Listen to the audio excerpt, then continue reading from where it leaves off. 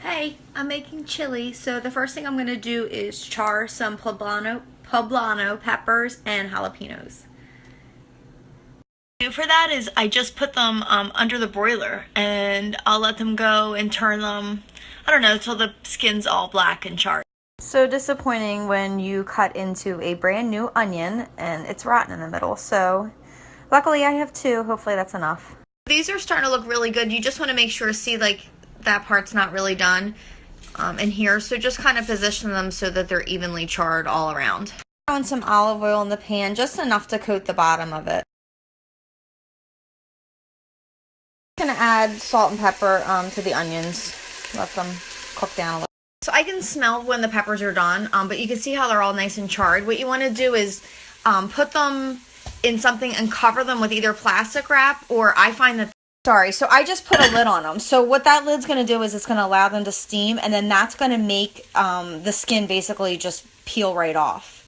I'm cutting up the peppers. Aren't they so pretty? That's it. I'm just going to add them to the pot with the onions so that they can start to cook down too. Well, I am certain that somebody's going to yell at me and tell me that I've done this the wrong way. I should have used, skin on chicken thighs or whatever it is, but I'm not a chef. I just like to. This is how you can tell that they're ready to be peeled. When the condensation on the top, now it's almost clear, whereas before it was kind of steamed. So, see?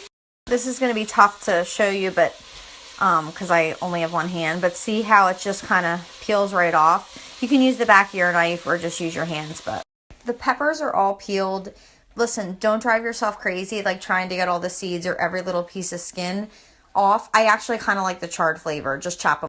I'm also going to add a little can of these diced green chilies. They're kind of salty, and I really, really like the flavor that it adds to the chili. This is where I add the beans. You want to add all the juice. That's actually goodness, and it's going to help to thicken up the chili. And clearly, I'm not loyal to one particular brand or type of bean. For me, there's really no rhyme or reason of quantities of beans, how much I use. It matters just which pot I have. So that's enough because I still have to add the tomatoes and chicken. I wanted to mention too, aside from not having any makeup on, and I can't believe I'm doing this, watch the temperature because you don't want anything to burn. So I've just kind of had to adjust it throughout the process. So spoiler alert, this is where I get yelled at. I use packaged chili mix. It's got everything in there, and I'm sure it has too much salt, but I'm a salt person, so this is what I also really like the flavor that cocoa powder gives the chili, so I'll put 1.5 scoops, kind of, I guess, in there. Chili obviously has a ton of salty, savory, everything, so you need something to cut through that, and I found that a good glug of honey does it. At this point, if you wanted to, you could stop and it would be just a vegetarian chili. I'm obviously going to add chicken, but it just needs to cook for a while and then it's done. Very rarely do I not get chicken from my butcher, but this was buy one get one free. So if it makes you feel more comfortable to have organic, use whatever you want. What you do is you're going to add these whole chicken breasts right into the pot, and it's basically going to steam in there, and it'll just shred and pull apart later. Part of cooking for me and for everybody is just feeling it out as you go along. The chicken breasts were huge. I really only needed 3, and I'll just freeze the other one.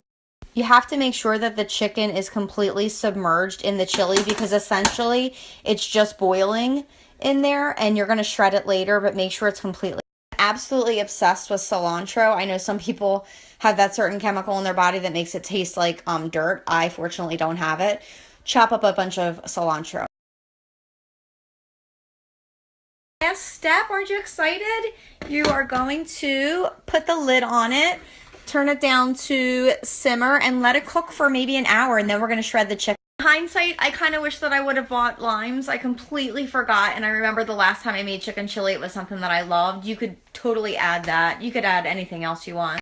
After this cooks for like an hour, I guess, I'm going to shred the chicken, and I'm going to add some frozen corn. I really like the pop of the corn. I wanted to share with you too, I did a completely rookie move earlier. When I added the onions to the hot olive oil, I didn't do it away from me, and it splashed up and it burnt me. Okay, it's been about 45 minutes, and this is what the chili looks. I'm going to pull out the chicken and put it on a plate, and then I'm going to shred it with 2 forks. What I'm going to do is, I can't use the other fork obviously because I have to video this, but you just pull it apart and shred it up. All of that deliciously beautiful chicken is now shredded and in the pot. And you just kind of want to stir it together. Look at the color of that. That's from the cocoa powder. All right, so last but certainly not least, I have to taste it for seasoning. It's so good. I am so happy that I nailed that on the first time. I am going to add two things, a little bit more salt and a little bit more honey. I think it could use just a touch more of sweetness. Almost forgot to add the frozen corn. It just needs to warm through and then you can eat it. Put as much as you want. This is the beautiful final product of this chicken chili. I hope you guys like this video. I'm going to try to do more.